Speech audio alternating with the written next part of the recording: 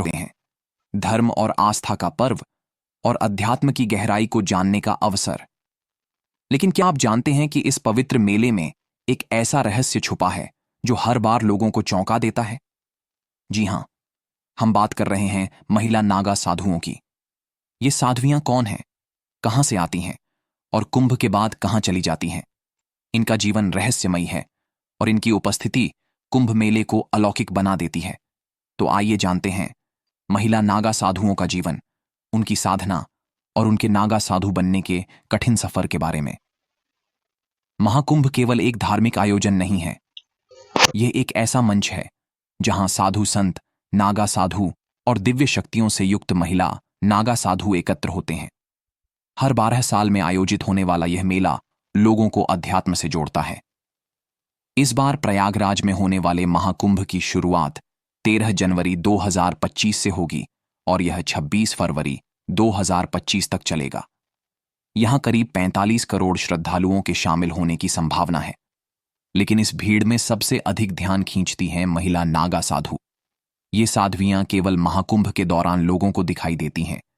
इनके दर्शन दुर्लभ होते हैं और इनके बारे में लोगों की जिज्ञासा कभी खत्म नहीं होती।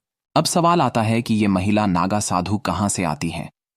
धार्मिक विद्वानों के अनुसार प्राचीन समय में महिला नागा साधुओं की कोई परंपरा नहीं थी।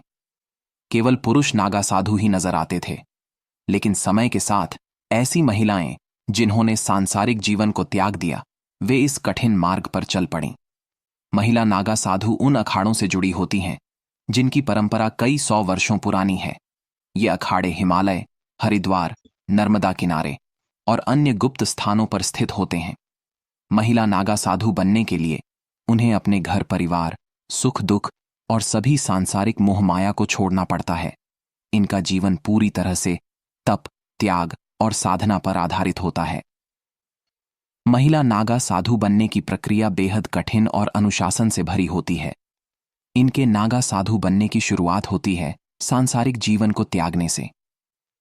शुरुआत के 6 साल तक ये साध्वियां केवल भिक्षा मांगकर जीवनयापन करती हैं। दिन में केवल एक बार भोजन करती हैं और जमीन पर सोती हैं। फिर जब वे इस जीवन को पूरी तरह अपनाने में सफल हो जाती हैं तो उनका पिंडदान करवाया जाता है। सिर मुंडवाने और तर्पण के बाद उनके गुरु उन्हें नागा साधु की उपाधि देते हैं। इसके बाद के 6 साल वे अपने शरीर और मन को कठोर परिस्थितियों के लिए तैयार करती हैं। चाहे हिमालय की ठंड हो या गंगा किनारे की गर्मी, वे हर स्थिति में तपस्या करती हैं। यही वह कठिन साधना है जो उन्हें नागा साधु बनाती है। महिला नागा साधु कहाँ रहती हैं?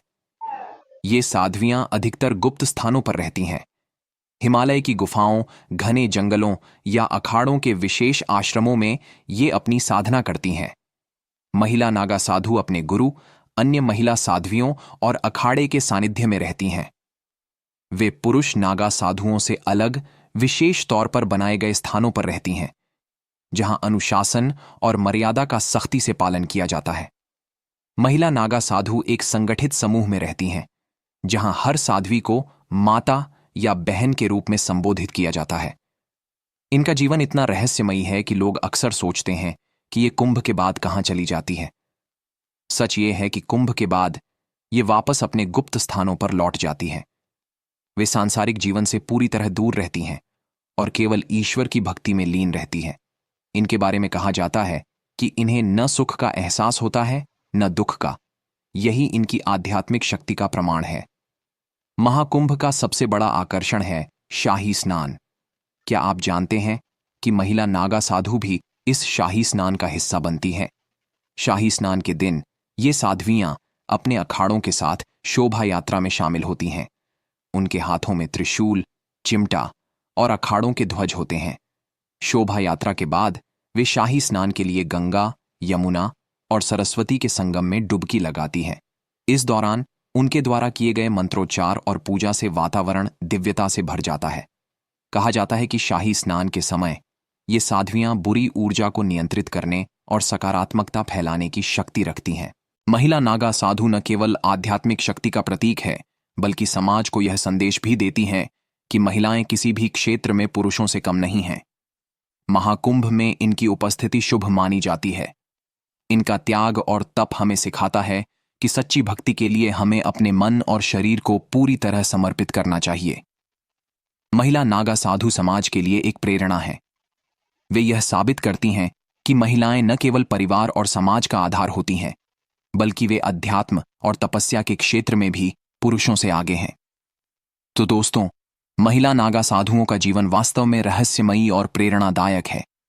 महाकुंभ के इस पवित्र आयोजन में इन साध्वियों के दर्शन करना न केवल शुभ होता है, बल्कि यह हमें अध्यात्म की गहराई को समझने का अवसर भी देता है। आपके क्या विचार हैं महिला नागा साधुओं के बारे में? क्या आप भी महाकुंभ में इस बार इन साध्वियों के दर्शन करना चाहेंगे? हमें कमेंट करके जरूर बताएं।